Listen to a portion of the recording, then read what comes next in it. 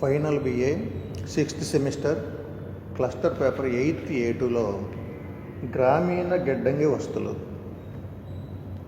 ఇది ముఖ్యంగా ఈ భారత వ్యవసాయ మార్కెటింగ్ వ్యవస్థలో ముఖ్యమైన లోపాలు ఏంటంటే గిడ్డంగి వ్యవస్థలు కొరతగా ఉండడం. భారత వ్యవసాయ మార్కెటింగ్ వ్యవస్థలో ఉన్నటువంటి ముఖ్యమైన లోపం ఏంటి? గ్రామీణ గిడ్డంగి వస్తువులు అంటే గిడ్డంగి వస్తువులు కొరతగా ఉన్నాయి. అది ఇంకా ఎక్కువగా ఏంటంటే గ్రామాల్లో ఇంకా ఎక్కువగా ఉన్నాయి. ఈ గిడ్డంగి వస్తువులు తగినంతగా లేకపోతే రైతులు నష్టపోతారు. అలాగే రుణ సౌకర్యాలు కూడా పొందలేరు. గిడ్డంగి వస్తువులు తగినంతగా లేకపోతే రైతులు ఎందుకు నష్టపోతున్నారంటే రుణ సౌకర్యాలు పొందలేరు. అలాగే ముఖ్యంగా గొడౌన్ సౌకర్యాలు గిడ్డంగులు అంటే ఏంటి? గొడౌన్ సౌకర్యాలు లేకపోవడం వల్ల ఏమవుతుందంటే పంట వచ్చినప్పుడు నిల్వ చేసుకునే స్తోమత లేకపోతే నిల్వ చేసుకోవడానికి ఫెసిలిటీస్ సౌకర్యాలు లేకపోతే పంట ఎంతకి ఏ ధర ఉంటే ఆ ధరకు విక్రయించవలసిన పరిస్థితి ఏర్పడుతుంది. కాబట్టి ఈ విధంగా వ్యవసాయదారుడు నష్టపోతూ ఉంటాడు. ఈ గిడ్డంగి వస్తువుల వలన రైతులు చాలా ప్రయోజనాలు పొందుతారు. ఏంటి ఆ ప్రయోజనాలు అంటే ముఖ్యంగా రైతులు తమ యొక్క వ్యవసాయ వస్తువులు నిల్వ చేసుకోవడానికి కనీస వ్యయంతో వస్తువులు ఏర్పడతాయి. రైతులు వ్యవసాయ వస్తువులు నిల్వ చేసుకోవడానికి కనీస వ్యయం అంటే కొంత వ్యయంతో వస్తువులు ఏర్పడడానికి అవకాశం ఉంటుంది. అలాగే రెండోది ఏంటంటే గిడ్డంగి అధికారులు జారీ చేసిన రసీదుల హామీతో బ్యాంకుల నుండి కూడా రుణాలు పొందవచ్చు. ఇప్పుడు వ్యవసాయదారులు తమ యొక్క వ్యవసాయ ఉత్పత్తులని గిడ్డంగుల్లో నిల్వ చేస్తారు కదా, ఆ నిల్వ చేసిన వాటికి రసీదులు ఇస్తారు. ఆ గిడ్డంగి అధికారులు జారీ చేసిన రసీదుల యొక్క హామీతో బ్యాంకుల నుండి రుణాలు పొందడానికి కూడా అవకాశం ఉంది. అలాగే మూడోది ఏంటంటే త్వరగా నశించిపోయే వ్యవసాయ వస్తువులకి అంటే పళ్ళు ఇలాంటి వాటికి శీతలీకరణ వస్తువులు కూడా ఏర్పడతాయి. కోల్డ్ స్టోరేజ్ త్వరగా నశించిపోయే వ్యవసాయ వస్తువులకి ఏంటంటే శీతలీకరణ వస్తువులు కూడా ఏర్పడడానికి అవకాశం ఉంటుంది. కోల్డ్ స్టోరేజ్ పండ్లు ఇలాంటివన్నీ నిల్వ చేసుకోవచ్చు. నెక్స్ట్ ఏంటంటే వ్యవసాయ వస్తువుల్ని మంచి ధరకు విక్రయించడానికి మంచి ధర వచ్చే వరకు వేచి ఉండడానికి అవకాశం ఉంటుంది. అంటే వ్యవసాయ వస్తువులకి మంచి ధర వచ్చే వరకు అంటే మంచి ధరకి విక్రయించడానికి మనం వెయిట్ చేయడానికి అవకాశం ఏర్పడుతుంది గిడ్డంగి వస్తువులు ఉండడం వలన.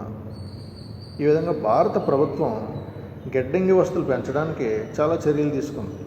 గిడ్డంగి వస్తువులు పెంచడానికి భారత ప్రభుత్వం చాలా చర్యలు తీసుకుంది. 1954 సంవత్సరంలో భారత గ్రామీణ పరపతి సర్వే కమిటీ గిడ్డంగి వస్తువులను అభివృద్ధి చేయడానికి కొన్ని సూచనలు చేసింది. భారత గ్రామీణ పరపతి సర్వే కమిటీ ఏ సంవత్సరంలో? 1954 సంవత్సరంలో ఈ యొక్క గిడ్డంగి వస్తువులని అభివృద్ధి చేయడానికి కొన్ని సూచనలు చేసింది. అవి ఏంటంటే గిడ్డంగి వస్తువులు దేశవ్యాప్తంగా అభివృద్ధి పరచడానికి 3 అంచెల వ్యవస్థని సూచించింది. ఈ గిడ్డంగి వస్తువుల్ని దేశవ్యాప్తంగా కూడా అభివృద్ధి చేయాలి. ఏదో ఒక ప్రాంతంలో అభివృద్ధి చేస్తే ఆ ప్రాంతంలో ఉన్న వ్యవసాయ ఉత్పత్తులకే ఉంటుంది, మిగతా ప్రాంతాల్లో ఉండదు. రేపొద్దున విక్రయించేటప్పుడు కూడా అన్ని ప్రాంతాల్లో కూడా సమంగా విక్రయించడానికి అవకాశం ఉంటుంది, సమంగా డిస్ట్రిబ్యూషన్ చేయడానికి అవకాశం ఉంటుంది. అంచేత గిడ్డంగి వస్తువుల్ని దేశవ్యాప్తంగా అభివృద్ధి చేయాలి. అంచేత ప్రభుత్వం ఏం చేసిందంటే భారత ప్రభుత్వం దేశవ్యాప్తంగా అభివృద్ధి చేయడానికి 3 అంచెల వ్యవస్థను సూచించింది. అదేంటంటే ఒకటి జాతీయ స్థాయి అంటే నేషనల్ లెవెల్లో, రెండవది రాష్ట్ర మరియు జిల్లా స్థాయి, రెండవది ఏంటంటే రాష్ట్ర మరియు జిల్లా స్థాయి, అలాగే మూడవది ఏంటంటే గ్రామీణ స్థాయి. మూడవది ఏంటి? గ్రామీణ స్థాయి అంటే రూరల్ అండ్ విలేజ్ లెవెల్లో. ఈ విధంగా ఈ సూచనల్ని ఆమోదించి ప్రభుత్వం ఏం చేసిందంటే వివిధ స్థాయిల్లో గిడ్డంగి సంస్థల అభివృద్ధికి కృషి చేసింది. ఈ విధంగా ఈ 3 సూచనల్ని అమలు చేసి ప్రభుత్వం ఏం చేసింది? వివిధ స్థాయిల్లో గిడ్డంగి అభివృద్ధి సంస్థలని నెలకొల్పింది. అది ఒకటి భారత ఆహార సంస్థ ఫుడ్ కార్పొరేషన్ ఆఫ్ ఇండియా మరియు కేంద్ర గిడ్డంగుల కార్పొరేషన్ అంటే సెంట్రల్ వేర్ హౌసింగ్ కార్పొరేషన్ దేశ ప్రధానమైన స్థానాల్లో ఈ యొక్క గిడ్డంగి వస్తువులు కల్పించి అభివృద్ధి చేస్తుంది. భారత ఆహార సంస్థ అలాగే కేంద్ర గిడ్డంగుల కార్పొరేషన్ ఇవి దేశ ప్రధానమైన స్థానాల్లో అంటే ముఖ్యమైన సిటీస్లో ఈ యొక్క గిడ్డంగి వస్తువులు కల్పించి అభివృద్ధి చేయాలి. ఈ 3 అంచెల వ్యవస్థలో ఎలా చేయాలంటే ముఖ్యంగా భారత ఆహార సంస్థ, గిడ్డంగుల కార్పొరేషన్. భారత ఆహార సంస్థ అంటే ఏంటి? Food corporation of India. అలాగే గిడ్డంగుల కార్పొరేషన్ అంటే సెంట్రల్ వేర్ హౌసింగ్ కార్పొరేషన్. ఈ ఎఫ్సిఐ, ఈ గిడ్డంగుల కార్పొరేషన్ అంటే కేంద్ర గిడ్డంగుల కార్పొరేషన్, ఈ రెండు కూడా దేశ ప్రధానమైన స్థానాల్లో గిడ్డంగి వస్తువును కల్పించి ఏం చేయాలి? అభివృద్ధి చేస్తూ ఉంటాయి. రెండోది ఏంటంటే రాష్ట్ర మరియు జిల్లా స్థాయిలో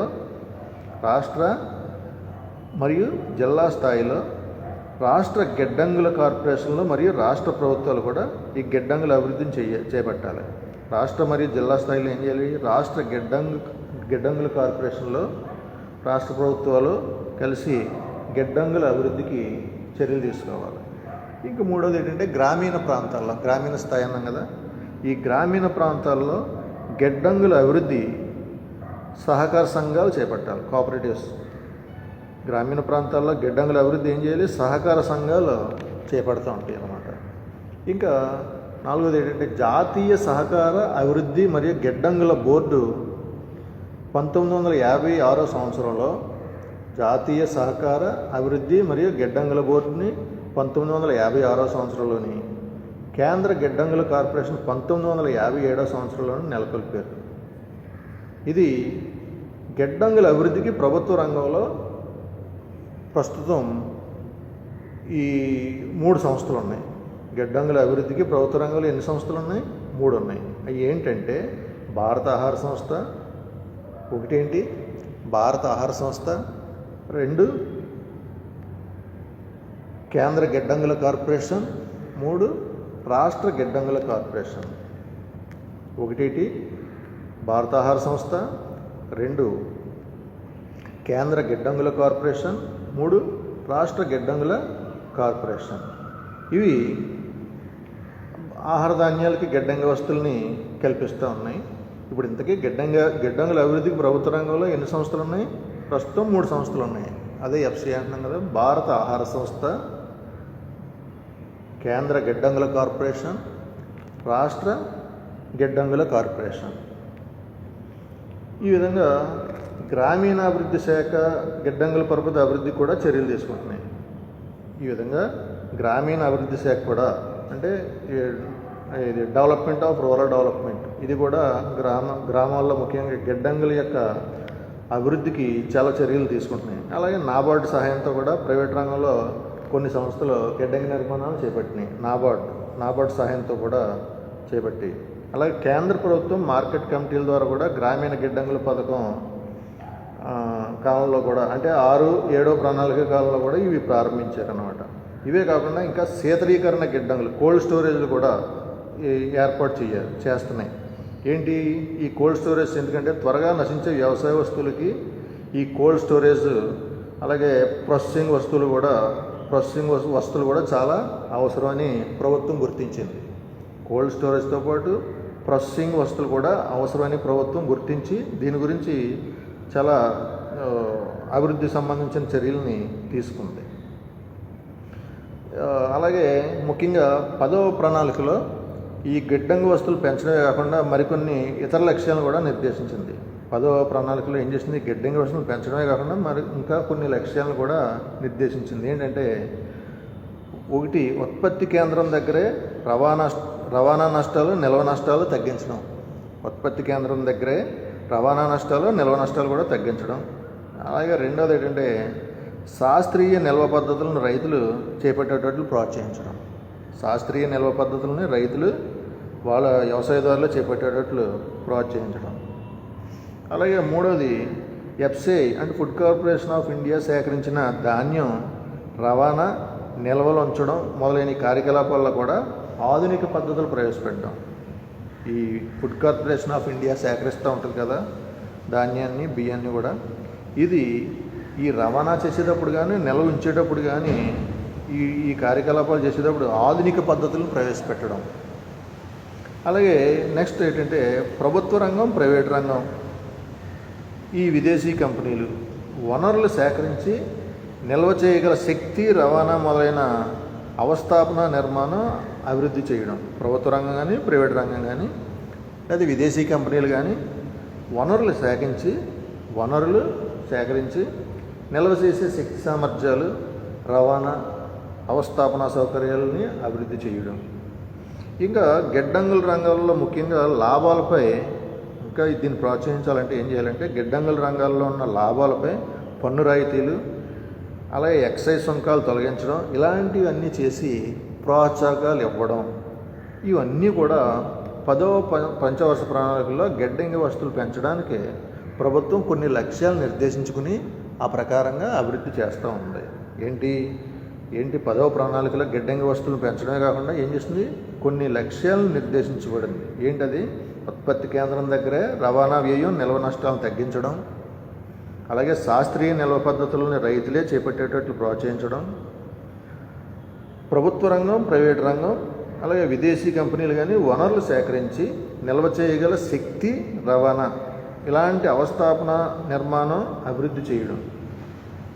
ఇంకా ఫుడ్ కార్పొరేషన్ ఆఫ్ ఇండియా సేకరించినటువంటి బియ్యం, ధాన్యం ఇలాంటివి రవాణా కానీ, స్టోరేజ్, నిల్వ చేయడం కానీ, ఇలాంటి కార్యకలాపాల్లో ఆధునిక పద్ధతులను ప్రవేశపెట్టడం.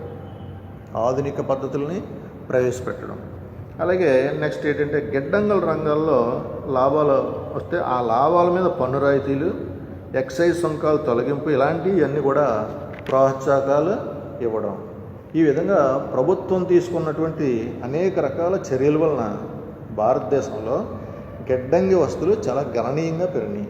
ప్రభుత్వం తీసుకున్నటువంటి ఈ యొక్క అభివృద్ధి చర్యల వలన ఈ గిడ్డంగి వస్తువులు ఏమైనాయి, చాలా గణనీయంగా పెరిగినాయి. అయితే ముఖ్యంగా మన భారతదేశంలో వ్యవసాయదారులు ఈ వస్తువులను పూర్తిగా ఉపయోగించుకోవడం లేదు.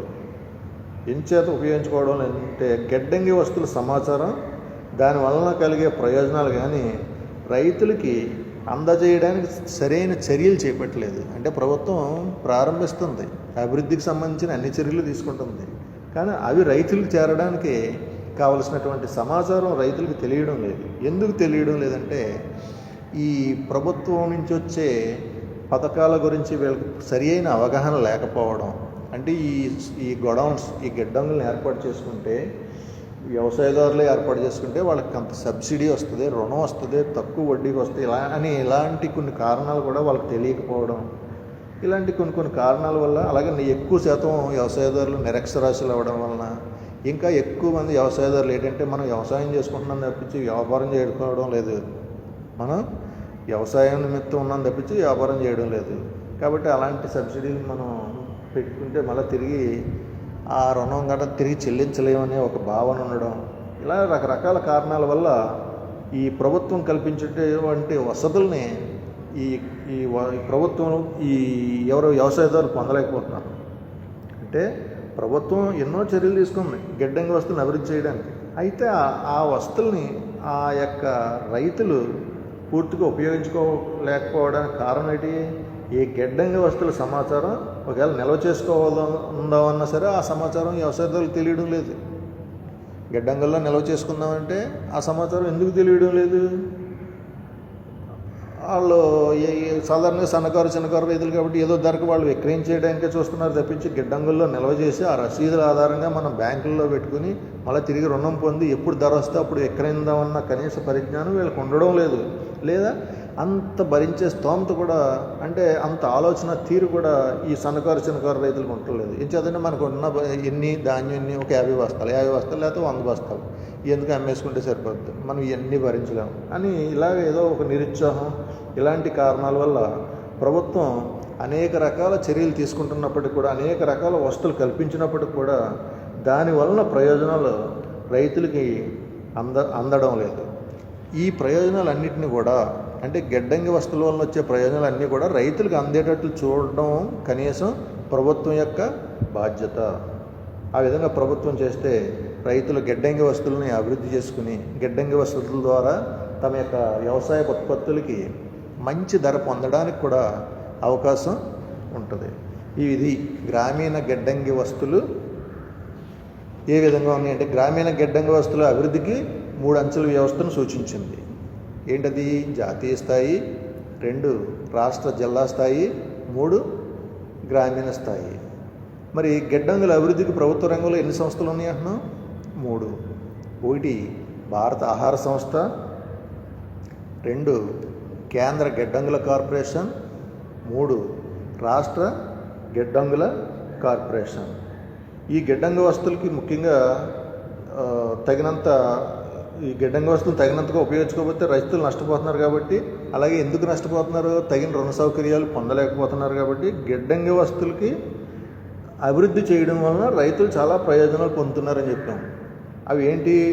రైతులు వ్యవసాయ వస్తువులు నిల్వ చేసుకోవడం, కనీస వ్యయంతో వస్తువులు ఏర్పడతాయి. అలాగే గిడ్డంగి అధికారులు జారీ చేసినటువంటి రసీదుల హామీతో కూడా బ్యాంకుల నుంచి రుణాలు పొందడానికి అవకాశం ఉంటుంది. అలాగే వ్యవసాయదారులు పండించిన లేకపోతే ఈ పండ్లు ఇలాంటి త్వరగా నశించిపోయే వ్యవసాయ వస్తువులు కూడా శీతలీకరణ వస్తువులు అంటే కోల్డ్ స్టోరేజ్ వస్తువులు కూడా ఏర్పడడానికి అవకాశం ఉంది. అలాగే వ్యవసాయ వస్తువులకి మంచి ధరకే విక్రయించడానికి కూడా వేచి ఉండడానికి కావాల్సిన శక్తి ఏర్పడుతుంది. మంచి ధర వచ్చే వరకు విక్రయించడానికి ఇప్పుడు వ్యవసాయ వస్తువులు మంచి ధరకు విక్రయించాలంటే ఏమవుతాయి? కోల్డ్ స్టోరేజ్ లేకపోతే ఈ లోపల పాడైపోతాయి. అంచేది ఏంటి? మంచి ధర వచ్చే వరకు కావాల్సిన కోల్డ్ స్టోరేజ్ కెపాసిటీస్ ఉన్నాయి కాబట్టి, అంటే